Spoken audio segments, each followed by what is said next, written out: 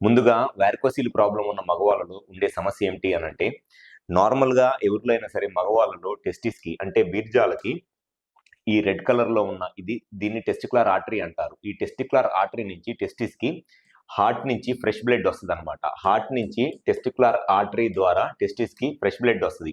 ఈ బ్లడ్‌లో ఉన్న ఆక్సిజన్‌ని టెస్టిస్ యూజ్ చేసుకొని దాని నుంచి స్పెర్మ్ కౌంట్‌ని అండ్ టెస్టోస్టెరాన్ హార్మోన్‌ని ప్రొడ్యూస్ చేస్తాయి. అది నార్మల్‌గా టెస్టిస్‌కి ఉండే ఫంక్షన్.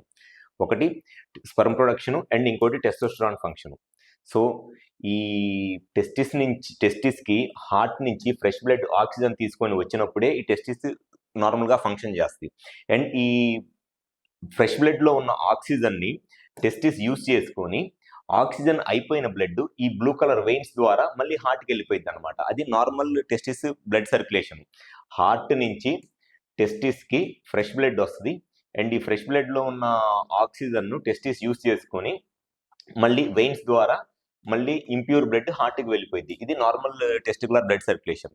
వారికోసిల్ ప్రాబ్లమ్ ఉన్న పేషెంట్స్‌లో ఏమైద్ది అనంటే, ఈ టెస్టిస్‌లో ఉన్న వెయిన్స్‌లో వాల్వ్స్ డ్యామేజ్ అయిపోతాయి. ఈ వాల్వ్స్ డ్యామేజ్ అయిపోవటం వల్ల టెస్టిస్‌కి రివర్స్ డైరెక్షన్‌లో హార్ట్ నుంచి ఇంప్యూర్ బ్లడ్ వస్తా ఉంటదనమాట టెస్టిస్‌కి. ఆక్సిజన్ లేని ఇంప్యూర్ బ్లడ్ టెస్టిస్‌కి వస్తా ఉండటం వల్ల హార్ట్ నుంచి రావాల్సిన ఫ్రెష్ బ్లడ్ తగ్గిపోయిద్ది బాగా.